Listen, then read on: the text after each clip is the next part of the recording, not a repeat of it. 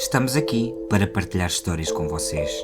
Casos assustadores, macabros, inexplicáveis, outros nem tanto. Resolvidos ou por resolver. Mas o que todos têm em comum é a sua veracidade. São crimes reais, fatos verídicos. Atenção, a realidade não se acomoda à sensibilidade. Ouvintes avisados.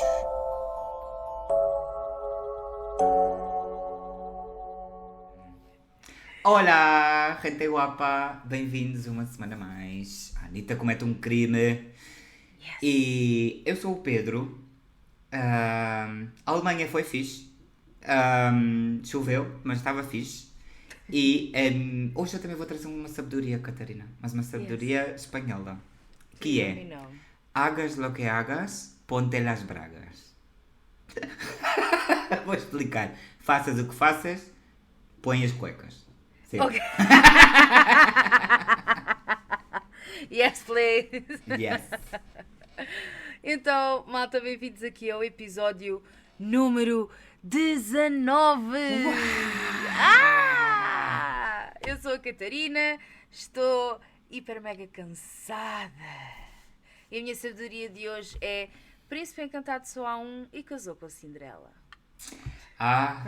Obrigado por destruir todos os sonhos de nós, princesas Disney da vida. Obrigado. Não Ok. tens de quê, sempre às ordens. Sempre para destruir ela, tá? Sempre aqui, sempre. Então hoje, obviamente, começa aqui a nossa amiga que no episódio anterior deixou-nos todos aqui por um fio. toa. Sim, esta pessoa que é uma pessoa má. Fogo. Tá bom. Nada. Estava chamada Anitta. Estou a chamar de Anitta, porque isso foi um crime. O que tu fizeste foi um crime. Tipo, a quem escuta não quer saber, mas é mim? O teu parceiro? Não dizer nada? Isso parece-me horroroso. Não tardas pela espera. Yes, eu já tenho recebido bastantes ameaças, malta. Tipo, bués, se me acontecer alguma coisa, não. Não, estou a brincar, por amor de Deus, não vão aqui, que aqui não. Mas... E então vou terminar aqui a história. É assim, eu no fundo, aquilo que eu trouxe no episódio passado foi contar-vos quem era a Anitta e o que é que aconteceu com as vítimas, e agora só vos vou trazer o desfecho do caso, ok? Porque nós não sabemos, eu não vos cheguei a dizer o que é que tinha acontecido então com o Luís, o Luís Militão, se bem se lembram. Portanto, vamos então entrar aí. Para vos fazer um resumo só do episódio passado, a nossa Anitta chama-se Luís Militão e em agosto de 2001 ele fingiu ser guia turístico, atraiu um grupo de 6 empresários portugueses até ao Brasil, como se fossem passar umas férias maravilhosas, não é? E a intenção era raptá-los e pedir resgates às famílias, mas no fim acabaram por ser mortos pelo Luís. E por um grupo de amigos, e assim, muito resumidamente, eles foram torturados e enterrados vivos. Então vamos lá.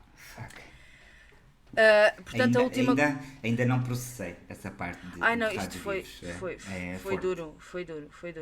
E eu tenho uma imagem que tu vais ter que meter no lançamento deste episódio, porque não é chocante, mas eu olho para aquilo e a minha mente choca-se, porque eu imagino o que está. Claro, obviamente. Então portanto, ficámos então a falar do depoimento do Leonardo, que era um dos culpados, não é? E ele foi entregar-se e basicamente acabou por contar a maior parte da história à polícia, não é? Obviamente ele entregou logo o Luís Militão, não é? O Militão foi preso, mas ele não admitiu que era culpado. Ele ao início, ele andava a bater-se de maluco com uma história que, porque eu e os meus amigos portugueses sofremos um assalto, nós fomos assaltados, e aquilo foi para nos defendermos, e toda uma cena assim. Uau. Depois, a polícia, acho que jogaram ali aquela de, olha, mas escusas de estar aí com coisas porque a gente já sabe tudo, a gente já viu os corpos, já não sei o quê, e o Luís o Luís acabou por se desbocar, né? E entregou todos os elementos do grupo. Ou seja, ele ainda foi cabrão. Para lixar os outros todos ainda. E ainda foi, quer dizer, ele admitiu, ele confessou que ele era o cabeça do crime, mas teve ainda a lata de mandar os outros todos para debaixo do autocarro. Não Claro. que não merecessem lá estar, atenção, Óbvio. não é? Mas pronto, Mas, lá está, fala muito do caráter. Claro, amigo da Né? onça mesmo. Não, completamente, completamente. Lá está, então com esta autópsia, meu Deus, com esta Oh. tática, Como ela está hoje, ela está... ela no início avisou logo que ela estava cansada, amigos, ela Verdade. está cansada. Mas pronto, com esta tática, então, esta mentirinha aqui, fala lá, não sei o quê, tanto o Leonardo como o Luís acabaram por se desbocar e confirmaram então o local do crime. Uhum. O local do crime, ao ser investigado, não é? Revistado, eles deram então conta com os 6 corpos enterrados num buraco pequeno e junto com as bagagens deles todos, ou seja, eles foram enterrados junto com as malas, tudo dentro do mesmo buraco. Ah, mas... Eu tenho a sensação que no episódio passado, portanto, a primeira parte deste caso, eu tenho a sensação que eu falei que tinha ido cada um para um quarto Exato. e que tinha sido um buraco em cada quarto, mas não. Foi um buraco num quarto Num só quarto. e foi todos lá para dentro ao molho e fé em Deus, mais bagagens, mais malas, mais tudo. Claro. Oh my God. Ok? Pronto, ao encontrarem então os corpos, foram então fazer as autópsias, obviamente, e provam então que alguns dos corpos, portanto, não sei se se lembram também, os primeiros 3 corpos foram e não voltaram, e os últimos 3 Sim. corpos, os primeiros 3, e os últimos 3 ficaram lá na cabana e quando perceberam que os outros não voltaram, começaram a Claro. resistir e acabaram por ser mortos à pancada e com tiros. Ou seja, esses quando foram mandados lá para dentro já estavam. Esse sim. Mas os outros 3 foram enterrados vivos e teve-se aqui a prova porque confirmaram areias e pedras e coisa nas vias respiratórias. É que isto supera-me. Do tipo... a gente normalmente fala de crimes e já está. Mas normalmente é tu levaste um tiro, levaste uma facada, tu morreste. Agora, Exato. tudo o que é do tipo asfixia... Yeah. Ou estas merdas, que é uma asfixia, afinal não, porque tu estás... No fundo é tortura, né? É- É tortura. É muito forte, estás a sentir que estás a morrer. É tipo, tem que ser horroroso. Exato. E Ai. imagina do ponto de vista de uma Anitta, né, digamos assim, tu tens as Anitas que, sei lá, ali no momento de fúria, de raiva, vão, matam, pum, tá, mas depois tens esses que tiram realmente prazer e gosto daquilo que estão a fazer, Exato. tipo, da tortura e de deixar os outros em agonia é essa parte que lá está, faz confusão na minha cabeça porque eu não consigo pensar assim. Claro, obviamente. Né? Ai, nossa, isto é horrível. Obviamente este crime, não é? Chocou o mundo inteiro, isto foi falado no mundo inteiro, principalmente no Brasil, não é? Cada culpado, neste caso, foi condenado com mais de 100 anos de prisão. Uau, ok. O Leonardo, 120 anos, crime de regime fechado. O José Ferreira, 120 anos, regime fechado. O Manuel Cavalcante, 120 anos, regime semiaberto. Raimundo Martins da Silva Filho, condenado a 132 anos de prisão e cumpre semiaberto também. Ok? Ok. Portanto, temos aqui 4. Os outros 2 foi mais ou menos nesta situação e o caso do Luís também teve também foi 130 anos, se não me engano. Exato. E foi 130 anos e só que ali a certa altura passou a ser de regime fechado a regime semiaberto. Ok. E tecnicamente em 2024 vai passar a ser um regime aberto. Aberto no sentido em que vai poder Epá, mas andar ele assim, matou mais ou 6 menos à pessoas, mano. Isso Ele não... 3 delas enterrou-as vivas, não é? man. Não... Olha, não sei. Isto aqui foi... Eu não sei, olha, isto está-me... Eu estava a fugir disto. Eu não estava a dizer nada porque este cabrão aqui merecia mesmo estar lá dentro e coisa. Os portugueses foram sepultados em Portugal a 31 de agosto de 2001. Portanto, esta descoberta toda, esta coisa toda, foi tudo em agosto. Eles num mês foram Yeah. apanhados com tudo. Está a ver? E uma muito triste conclusão que eles tiraram dos interrogatórios é que depois de desembarcarem em Fortaleza, ou seja, eles chegaram ao aeroporto, né, supostamente para passar 10 dias de fora, os 6 amigos só ficaram vivos por 2 horas. Oh my fucking god. Ou seja, foi do tipo, eles aterraram, né? Yeah. Foram lá ter com eles, a partir dali eles tiveram 2 horas até que se chatearam lá porque as prostitutas não vinham e os outros, então espera aí que vamos aproveitar, catá. Claro, acabamos já com isto. Uau, ok, fuck. Olha, a sério. Agora, só para entrarmos então aqui um bocado na situação do Luís, o verdadeiro cabecilha desta porcaria toda, não é? E há quem diga que há quem diga que a figura por trás do planejamento disto tudo é meio contraditória. Uai. Então, para mim não há nada contraditório. Para mim, sim, está um bocado claro, né? Exato. Há quem diga que é contraditório porque lá está, o Luís passou por aquela grande depressão e aquela cena toda porque se divorciou e ficou com as dívidas do coisa e não sei o quê. Então, muita gente dizia que ele passou um muito mau bocado e que até não era mau rapaz e fez isto por desespero e não sei o quê. Né? Então daí dizerem que é contraditório. Mas a coisa é, ele passou um mês a programar esta coisa toda de fazer os portugueses reféns. Claro. Pedir $500 mil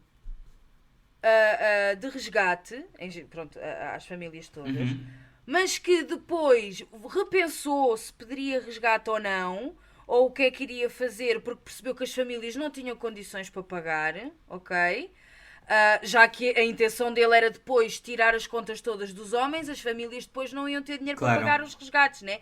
Então ele aqui já ficou a pensar 2 vezes se faria ou não. Então há pessoas que têm a lata de dizer que é contraditório. Não, simplesmente ele tinha um problema de logística. Do tipo, se eu tiro daqui não recebo dali. Ou seja, exato. O plano não estava aí. Exato. Ele referiu inclusive que não conhecia as vítimas de lado nenhum, ok?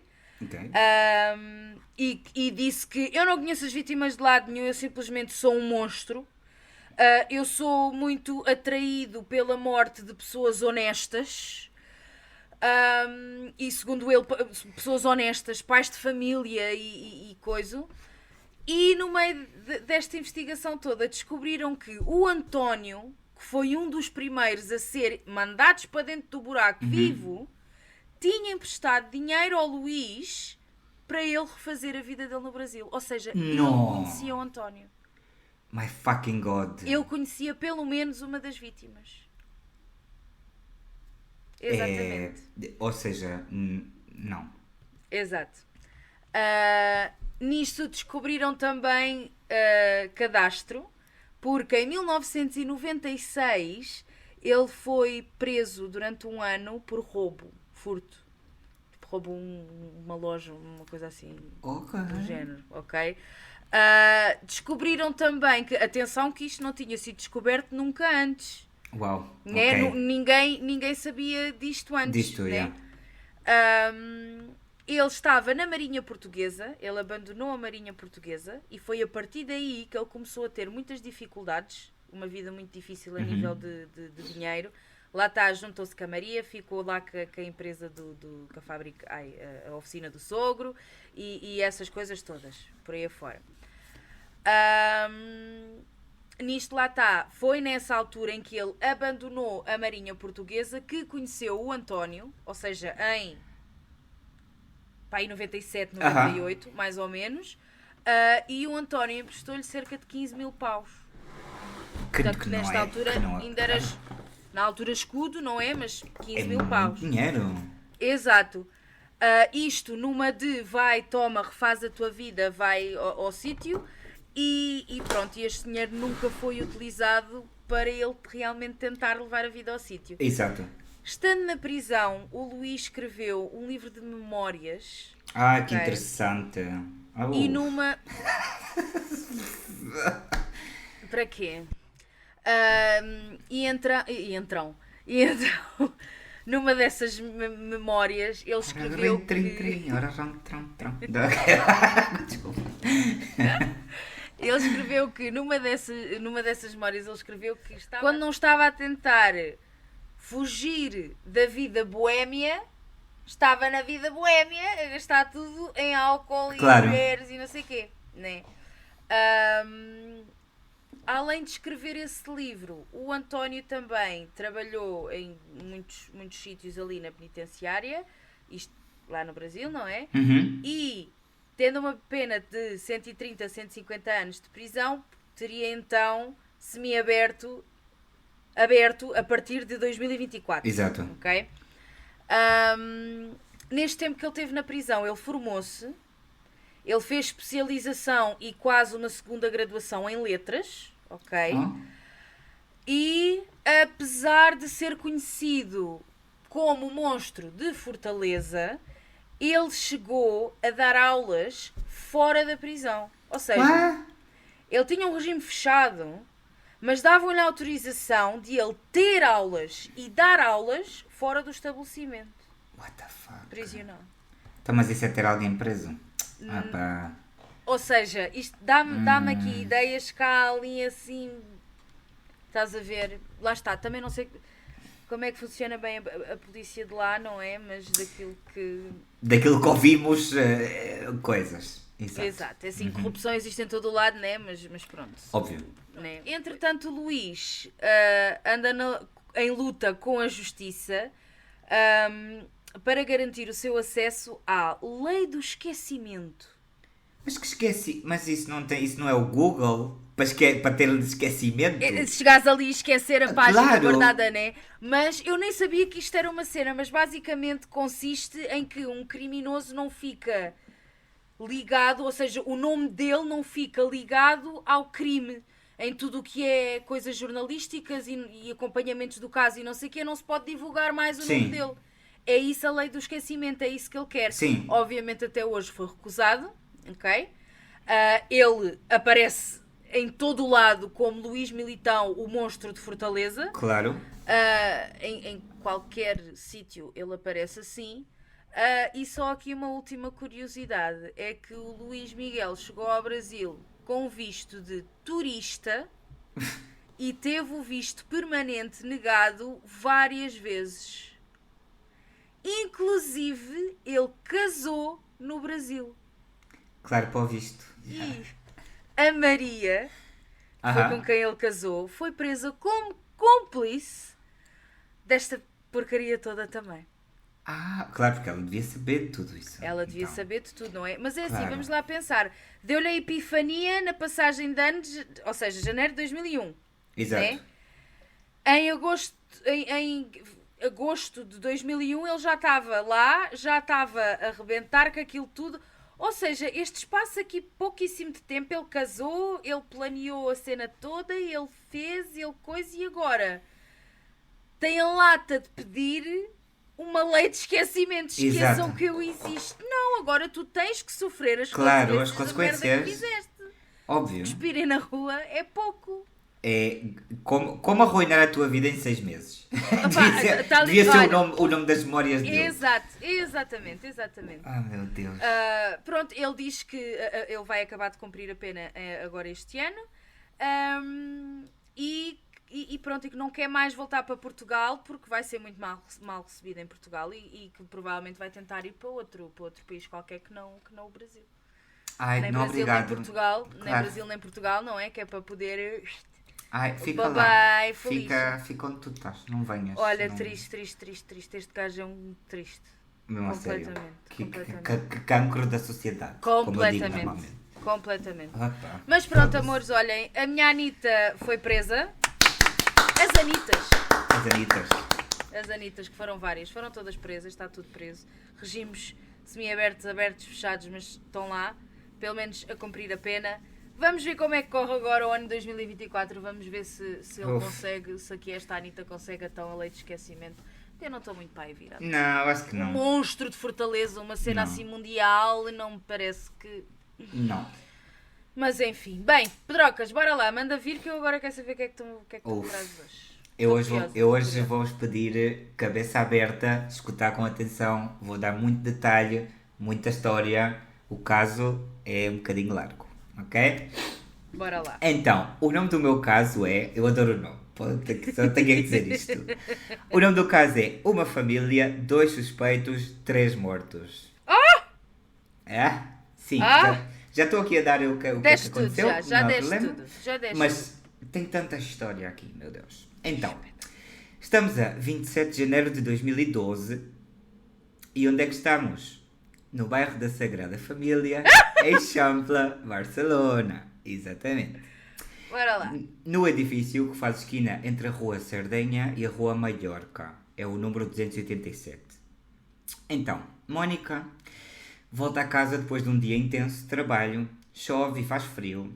Mónica vive com os seus pais, Giuseppe e Maria e Núria, na Rua Sardenha há uns 6 meses, depois de separar-se do parceiro que teve durante 10 anos. Ok? Perdão. Giuseppe e Núria são gente maior já. Ele tem 87 anos e ela tem 78. E, claro, agradecem um bocado a ajuda da Mónica em casa, né? Pronto, Claro. com coisas. Vive ali também a sobrinha da Mónica, Andrea, que é adolescente, tem 17 anos.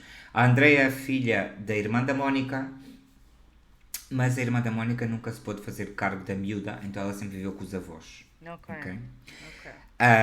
Às 17h30 da tarde, ela chega a casa e vê que a porta está meio aberta e vai com cuidado entrando. Quando toca no interruptor da luz para acender, a luz não funciona. Caminha no escuro por um hall bastante largo e chega à sala de estar. Aqui, as casas de estilo antigo de Barcelona, quase todas são assim. Tu entras e tens um hall pela casa toda. E tipo, Yeah. os quartos são tal. Então é um hall bastante largo, sem dúvida. Anyway, num sofá destes de só um assento. Isto tem um nome específico. Uma poltrona. Uma poltrona, exato. Na poltrona que está de costas para a porta, há ali alguém, mas não faz nenhum movimento. A Mónica reconhece que é a mãe dela, pega-lhe na mão e vê que a mãe não reaciona nem se move. A mão está fria. Oh! A Mónica acende o telemóvel, tipo o ecrã do telemóvel para poder ver melhor e vê que a sua mãe tem uma toalha cheia de sangue na cara. Ai. A Núria está morta. A Mónica ligou ao pai dela perante esta situação, né?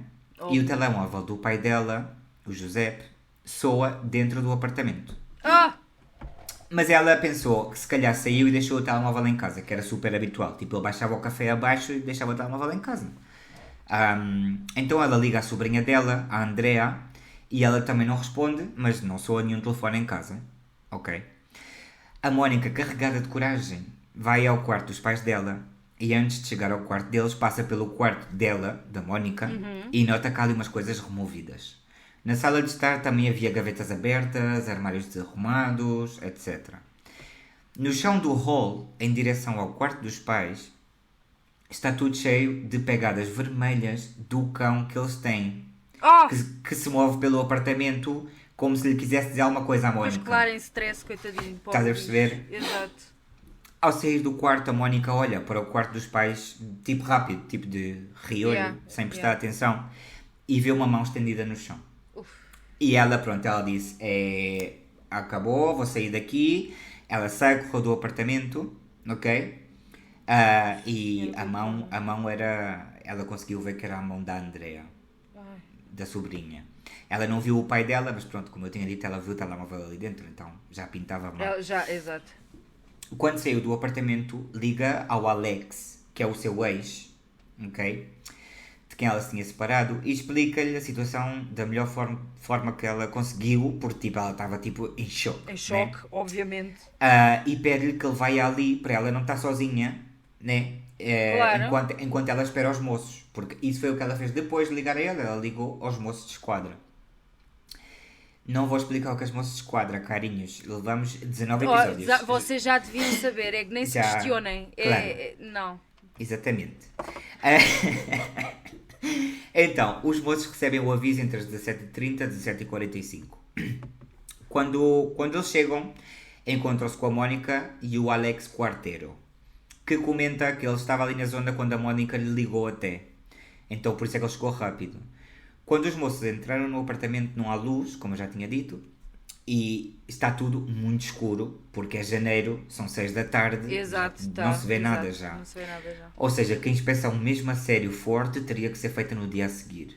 É. Mas pronto, ainda assim entraram para apurar coisas, para fazer uma inspeção ocular muito rápida. Então, deparam-se com a Núria, a mãe da Mónica, na poltrona, e quando lhe tiram a toalha cheia de sangue da cara, constatam que ela tem vários traumatismos contundentes no crânio e que a causa da morte devia vir daí. Vendo que a Núria está sentada e tal, não acham que tenha existido uma luta ou algo assim, senão que provavelmente a apanharam de surpresa Yeah. e a mataram ali mesmo. Como eu tinha dito, o cão da família não esteve tranquilo desde o que aconteceu, né? E pelas pegadas dele por todo o apartamento, ok? Ou seja, o que eu quero dizer é, havia pegadas dele por todo o apartamento e ele tinha manchas de sangue já secas no pelo. Yeah. Ok? O que fez os moços pensar que já fazia horas que a Núria tinha morrido. Exato. Exato. Para que ele não contaminasse mais a cena do crime, pedem a alguém que o leve. As pegadas do cãozinho são principalmente um vai e vem entre o quarto da Núria e do Giuseppe e a sala. Ou seja, o cãozinho, o pobrezinho, ele estava a ver se os donos reagiam, se fazia alguma Exato. coisa. Oh, pá. Pá, sério. Mas olha, pelo menos o cão está vivo. Ai, Podemos graças- celebrar isso. Epá, Exato. o rico bichinho. Nossa, Totalmente. pobrezinho. Depois os moços adentram-se mais no apartamento e veem o que a Mónica não chegou a ver. No quarto do Giuseppe e da Núria há 2 cadáveres mais. Um dos cadáveres, que corresponde ao Giuseppe, está entre a cama e a parede e está coberto por um edredom. O outro é o da Andrea e também está coberto por um edredom. Yep, isto tem aqui coisa. Neste quarto, sim que se vêem sinais de luta. Ok? A Andrea não tem roupa no corpo e neste quarto há muito sangue. De facto, é por este sangue que não há luz no apartamento. Os plomos do quadro da luz tinham saltado. O sangue ou entrou ou tocou numa lâmpada que estava ali num candeeiro e aquilo fez disparar o quadro da luz. Imagina a quantidade de sangue. Yeah. Ok? Eu estou a fazer tantos filmes na minha cabeça, tantos dias É neste que momento. eu dei tudo no título, mas ao mesmo tempo não. Estou aqui Yeah, a gravar. eu estou a adorar. Ok. A hipótese naquele momento é que foi um ataque por surpresa. E primeiro atacaram a Núria, depois o Giuseppe e depois a Andrea. Né? Mas pronto, neste momento não temos autópsias, não sabemos nada. Os armários removidos e as gavetas abertas dão sinal que o motivo do crime poderia ser um roubo. Claro. Exato. Mas há coisas que não batem certo aqui. Não se encontra em falta nada de valor, ou seja, nada significante. Falam com a Mónica e ela diz isso mesmo. Não há nada, não há nada que sim. falte. Yeah. E a porta, claro, não estava forçada. A porta Exato. estava entreaberta, mas estava forçada. Ou seja, quem entrou no apartamento ou tinha a chave, ou eles deixaram a pessoa ou as pessoas entrar. exato. Claro, fosse quem fosse. Ou... A notícia, Keep going. a notícia começa a correr pelo bairro e os vizinhos começam a falar. Porque as pessoas gostam de falar. Claro. As pessoas gostam de falar. E falavam maiormente mal da Andrea. Que tinha um caráter, um comportamento difícil, que constantemente discutia com os avós, blá blá blá. Epá, Uma adolescente rebelde. Exato. Uma adolescente rebelde. É uma adolescente. Ponto, exato. Exato. Anyway, quem a conhecia bem dizia que não tem sentido isto. Que os companheiros da escola dela saem a defender a Andrea tipo, publicamente. Mandaram tipo, uma carta a um jornal a dizer parem de falar mal da Andrea, porque a Andrea amava os avós e era incapaz de fazer isto. E ainda por cima, ela também tinha morrido. Ou seja, não tinha sentido nenhum. Exato. Obviamente. Mas claro, neste ponto aqui, só a polícia e a Mónica sabiam que a Andrea também tinha morrido de forma violenta. Ok? Então as pessoas falam sem saber. Né? Exato. Pronto, exato. começam ali a A magicar. especular e a... No sábado 28 de janeiro, os investigadores voltam ao apartamento para fazer uma investigação como deve ser agora. Então, na ducha, do Polivan, como é que se chama? Sim, o Polivan, a banheira. Exato. Encontram diferentes rastros de sangue, com cabelos por ali com sangue também e umas sapatilhas de andar por casa que tinham sangue também. E parecia que ali alguém se tinha limpado ou assim antes de sair do apartamento. Eles tiram amostras dos cabelos e do sangue. Os moços buscam um objeto contundente que foi claramente a arma do crime. Deduzem que era um martelo. Buscam pelo apartamento e também nos arredores da vivenda, nos caixotes do lixo, etc. Yeah. Não se encontra nada. Os profilers dos moços de esquadra dizem que os cadáveres estarem tapados é um sinal de pena, arrependimento ou vergonha. E isso normalmente significa que o assassino conhecia as vítimas. Ok? Então, os moços vigiam os movimentos de todas as pessoas do entorno familiar, põem as escutas no telemóveis e vigiam os movimentos bancários de todos também. Os familiares têm todos bons alibis e então essa linha de investigação não tem muito Não sucesso. vai por aí. Yeah. Não. Começam então a investigar mais a fundo a Mónica e o Alex. Claro, porque eles dois estavam ali. Então, lembramos que o Alex é o ex da Mónica e que, ainda que estejam separados, ela ligou-lhe a ele depois de ver Exato. aquilo tudo e ele estava ali quando chegaram os moços. Vamos conhecer melhor estas duas pessoas agora. A Mónica é funcionária, isto quer dizer que trabalha para o governo, ou seja, podia trabalhar nos Correios, para o governo, tipo, whatever. E já sabemos que vivia com os pais dela depois de separar-se do Alejandro Quarteiro, mais conhecido como Alex. Eles conheceram-se através de um anúncio. O Alex buscava amigos e meteu um anúncio no jornal com o número dele ali. Claro, lembremos que seria tipo 2002, então era bastante normal. Exato, era fazer normal, isto. era normal. Claro, não é que seja creepy, era normal. Exato. Neste momento, em 2012, o Alex tem uns 60 e algo anos e vive com a mãe dele também, depois de separar-se da Mónica. É um homem que não passa desapercebido. Gosta de meter-se chapéus que parecem de cowboy e muitas vezes também leva botas de pele de serpente. Sim, amiga, ela, cowboy total. Nossa, Sim, é uma cowboy pessoa, girl. uma pessoa que chama boa atenção mesmo. Também gosta de exibir a sua moto de grandes dimensões. Claro. Ele tinha o paquete completo, né? Exato. O Alex tem uma pequena invalidez. Aqui vocês têm que me ajudar porque eu vou dizer várias vezes invalidez ou menos válido. E eu não sei se essas são as palavras em português. Ok? Sim, Mas- está bem. Ok. Então, o Alex tem uma pequena invalidez e caminha um bocado coxo. Tá? Ok. A Mónica declara que pela manhã tomou o pequeno almoço em casa com a Andrea e que depois foi trabalhar e chega ao trabalho às 8 da manhã. Ao sair do trabalho passou pelo cabeleireiro e depois foi para casa e é aí quando encontrou toda aquela cena horrorosa.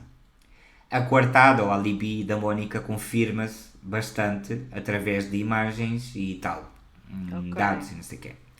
Umas raparigas que compartilhavam um apartamento, ou seja, que viviam juntas, Sim, roommates. Yeah. exato, vizinhas da família, relatam aos moços, com muita precisão, que ouviram uma discussão, uma desordem no apartamento deles entre as 8h38 e as 8h45 da manhã.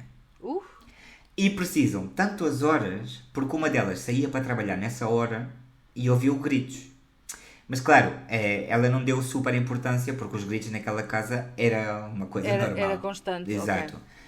Ainda que naquele dia fossem gritos mais contundentes, Uma mais coisa- altos. ok. Exato. Então, porque é que elas têm tanta certeza que era das 8h38 às 8h45 e os moços realmente ficam com este dado? Porque elas comentaram no WhatsApp, uma com a outra. E esta conversa do WhatsApp foi publicada num jornal. Então eu vou ler a conversa tal qual. Oh my God! Adoro! Então, diz uma: estão a dar-lhe forte a alguém. O avô está a gritar muito. Diz a outra: queres dizer que estão a bater a alguém? Eu parece-me que estão a dar como golpes na parede ou uma coisa assim. A outra responde: tia, escutam-se golpes e uma mulher ou uma rapariga a gritar. E diz a outra: e não era a miúda histérica, não? E responde a outra: ou a miúda, ou a mulher, ou a mãe, não sei, mas não pareciam os típicos gritos da miúda. A outra pergunta: e ouve-se o avô a gritar desde as escadas? E ela responde: sim, que medo, amiga. Diz a outra: vai a folhone entre essas pessoas. E a outra diz: algum dia acontece alguma coisa entre eles, vais ver só. E a outra diz: total, que desastre de família. Yep. A rapariga que não saiu a trabalhar nesse dia diz aos moços que através de um vidro opaco do seu apartamento conseguiu ver que alguém saía do apartamento da família, depois da discussão.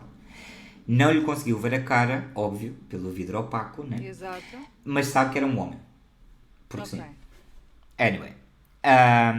Neste momento os moços sabem que algo que sim falta no apartamento são as chaves e o telemóvel da Andrea. Ok. O Alex declara aos moços que estava em casa até às 10 da manhã, saiu a passear o seu cão e às 12 horas apanhou o comboio para Barcelona. E pela tarde estava a buscar apartamentos para alugar, Yeah. ali pela zona da Mónica. Os moços conseguem o registro das imagens dos ferrocarriles, do comboio, da Catalunha, e sim que o veem ir para Barcelona às 12 horas. Ou seja, está confirmado, ele foi para Barcelona às 12 horas. Ok. Uma coisa que os moços notam nos interrogatórios que fazem ao Alex é que ele conta muitas mais coisas do que se lhe pede. Ele fala. Exato, dá pormenor a mais. Oh, amigo. Anyway. E também fazia perguntas em relação ao caso. Ah! Claro, ele estava ali. Ele Tirar falava e naves da perguntava. púcara, olha Claro. que verão. Então os moços ficaram ali com a pulga atrás da orelha. Yeah. Mas isso são sensações. Não tem fundamento de prova. Exato, Não coisa. exato. São feelings. Sobre a relação entre o Alex e a Mónica, ela define a relação como obsessiva pela parte do Alex. Ciúmes, possessão e até alguma agressividade. Controlava-a constantemente. Ela notou que quando se mudou para a casa dos pais nas primeiras semanas, encontrava-o ali pela rua e sentia-se vigiada, obviamente. Né? Claro. Ele controlava o correio que ela recebia, os e-mails dela, tudo. A única pessoa que não tem coartada e que soa mais mal aqui é o Alex. Não são provas, mas são indícios para começar Exato, a investigar o Alex exato. a fundo. Continua aqui o segredo do sumário e só os moços e o juiz instrutor sabem quem é o principal suspeito, que neste momento é o Alex. Ninguém sabe. Os jornalistas e tal não têm muita informação, até que uma jornalista que estava a tratar do caso recebe um e-mail anónimo que diz: mira o perfil desta pessoa no Facebook. Essa pessoa era o Alex. Ela diz que fica assim um bocado perplexa porque encontra um homem cowboy ali. Nossa. Sim.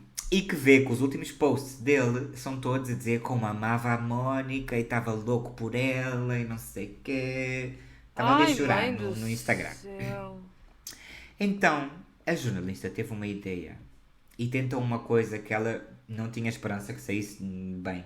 Exato. Para nada. E o que ela faz é escrever ao Alex por Facebook. E também à Mónica. Do tipo, olha, eu sou jornalista, estou a investigar o caso, se Exato. quiserem falar comigo, blá, blá, blá. Que ela diz que isto nunca costuma funcionar. Mas 2 dias depois, soou o telemóvel dela e era o Alex. Dizia que sim, que queria falar com ela e queria explicar-lhe um bocado como é que ele via as coisas. Concerta uma entrevista com ele num café de Barcelona e pede a uma companheira jornalista que a acompanhe, tipo, incógnito. Exato. Tipo, exato. ela numa mesa e a outra na outra. Exato. Tipo, Como se não fosse. Yeah. exato. Chega ali o cowboy, primeiro explica a história da relação dele com a Mónica, explica que a Mónica o deixa 1 ano atrás, antes do crime, através de uma carta e que ela o deixa porque ele tem um tumor e ela não quer ter trabalho a cuidar de doentes e tal e não sei o quê. Ok? Atenção que a parte da possessão e controle por parte dele, ele não referiu nada. Claro que Ele não. isso não contou. Claro que não. Óbvio. A jornalista nota que ele está-se a fazer aqui a vítima, né? Claro. E que... óbvio. E que não tem compaixão porque ele não tem interesse em estar ali a falar de que morreram 2 avós e uma rapariga e ele só quer estar ali a falar mal do que a Mónica lhe tinha Lhe feito, fez. de como ela tratou, como ele estava a sofrer. Ai, minha mãe do céu, Exato. o que é isto? A És tu? jornalista resumiu a entrevista em 2 palavras: egocêntrico e obsessivo. Ponto. Já está. Na conversa toda, mais para o fim, até diz que a Mónica deve ser a responsável pela morte dos seus pais. Tipo, girl. Vá lá. Ele diz que ela é quem ganha mais com a morte, porque ela era a beneficiária de uns seguros de vida que tinham os pais, e que a Andrea era uma carga para ela, e que agora que estão todos mortos, ela era livre. Já no final desta conversa, o Alex diz ali algo que deixa a jornalista fria da cabeça aos pés. Ele diz que as vítimas seguramente receberam uns golpes muito fortes com uma arma grande. E porquê é que isto descoloca a jornalista? Porque, como eu disse antes, o crime estava em segredo sumário e nenhum detalhe tinha sido revelado a ninguém sobre as circunstâncias das mortes. Ou seja, a jornalista não sabia disto também. Acaba a conversa, cada um para o seu lado, e a jornalista não sabe bem o que fazer com aquela info, mas nem sequer lhe passa pela cabeça publicar aquilo no jornal. Tipo, não. Claro, Não vou exato. fazer isto. Uns dias depois do crime, a Mónica vai a um ponto de atenção da mulher. O ponto de atenção da mulher é um serviço que oferece o ajuntamento, a Câmara Municipal de Barcelona, Ok. a qualquer mulher. É um serviço confidencial, gratuito e presta um apoio psicológico e legal a qualquer mulher que tenha problemas de violência doméstica. Ou seja, tu Ok. podes ir lá e eles ajudam-te com tudo. Nossa. Então, ela foi lá para denunciar o comportamento obsessivo do Alex. Ela explica ali que antes dos feitos do dia 27 de janeiro, um dia que saía de casa para ir trabalhar, encontrou o Alex na entrada do edifício.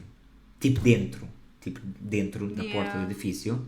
E ele explica que dormiu ali para estar mais perto dela e insistiu em levá-la ao trabalho. Ai. Eu acho que ela aceitou porque não tinha mesmo mais alternativa. Pelo caminho até ao trabalho, ele mostra-lhe uma fatura do telefone dela e pergunta-lhe com quem é que ela tinha estado a falar 20 minutos ao telefone, se podia saber. Yeah. Este tipo de obsessão e loucura deste senhor. Ela diz que tinha estado a falar com o pai dela e ele não acredita. A princípio de fevereiro, a Mónica fica na casa de uma amiga nesses dias, óbvio, porque não é capaz de dormir à casa onde mataram a família dela. Né? Um dia desses recebe uma mensagem de um número que não conhece. Ai. A mensagem diz: Rúbia, o business era para 2 e saíram 3. Ou seja, deves-nos guita. Passa por onde sabes, fechamos business e damos-te as chaves do apartamento. Ela pede ajuda aos moços com esta mensagem. Ela vai lá, ela mostra a mensagem. Claro, aquilo parecia que ela tinha contratado um sicário e pela maneira que está escrito faz pensar que é alguém latino-americano. Da América Latina. Né? Agora, claro, temos 2 suspeitos. O Alex não tem coartada para amanhã do dia 27 de janeiro e a Mónica, que sim, poderia ter contratado alguém para fazer o trabalho por ela. Então os moços voltam a investigar os 2 novamente. Anyway, com isto tudo, fim da primeira parte, bitch! Estás a gozar! Yes!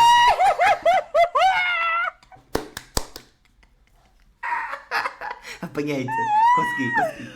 Fuck you! Estava já bem dentro da cena, né? Pô, eu estou... Yeah. Eu não acredito que tu me vais deixar a meio.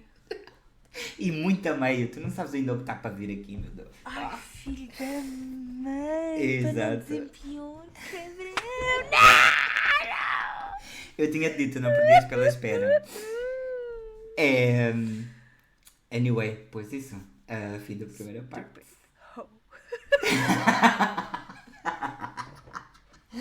Agora, eu quero explicar. Eu quero explicar porque é que eu voltei ao bairro da Sagrada Família em Champla, Barcelona. Porque para a semana é o fim da nossa temporada e eu voltei aonde eu comecei para fazer um full circle. Entendes? Está tudo pensado. Vejam só aqui. o pensamento aqui da cena. Fiz um full circle, amiga. Nossa. Isso foi muito bom, Estou muito chateada. Mas estou bem feliz porque agora... Ai, adoro! Isto é uma maneira bem fixe de terminar. Viste? Adoro. Meu Deus. Espera lá que eu para a próxima também trago uma surpresa para ti. Mas é uma surpresa boa, uma surpresa que eu sei que tu vais gostar. Menos mal. Tá. Oxalá seja dinheiro.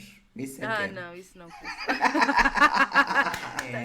Ok, bem, só para dizer que eu estou em choque com De esta nada. cena toda, muito obrigada. Mas gostei muito. Não, ou seja, E agora deixaste-me com uma... Caraças, deixaste-me Yeah. aqui a meio. Estou mesmo aqui. Eu estava também, estavas aí bué imersa no Tava- caso, tá- mesmo eu tipo, tava Eu estava a ver tipo as imagens na minha cabeça, porque isso dava um filme. Eu estava a ver Exato. tipo o filme na minha cabeça. Estás a ver? Tipo ela chegar a casa, abrir a porta e estar ali tipo tudo. Yeah. Isso foi bom, Pedro. Foi muito bom. Malta, o que ainda falta para vir. palmas ao Pedro. Hoje, Ai, obrigado, palmas ao obrigado. Pedro. Eu quero as palmas pelo full circle, porque eu tive que pensar aqui como fazer o full Exatamente. circle e consegui descobrir outro caso no mesmo bairro. Tipo, My He's God. He's good. My God, a sério. Nada, olha, obrigado por estarem uma semana a mais. A semana que vem eu trago o fim do meu caso e fechamos temporada. É isso. Semana que vem o Pedro traz o fim desta masterpiece e eu trago só um miminho ao Pedro, digamos assim.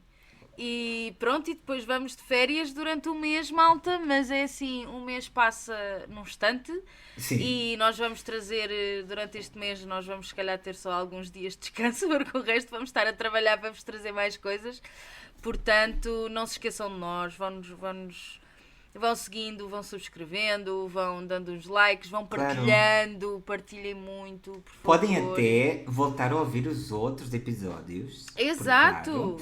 Vão Menos fazer o um reboot. Não escutem o 1. Não, comecem, eu se calhar começava aí a partir do dia. Do 3, vá. Sim, vá, mais Do 3. tranquilo. Eu diria Sim. assim, a partir do 3 a cena acho que já vai muito mais. Exato. Claro, mais a menos que queiram, que não tenham ouvido ainda e queiram saber o que é que aconteceu no bairro da Sagrada Família, no Eixampla, pois têm que ouvir o primeiro. Exato, Aí sim. exatamente. Aí sim. Mas pronto, Exato. malta. Ficamos por aqui e para a semana há mais. E melhor. Yes.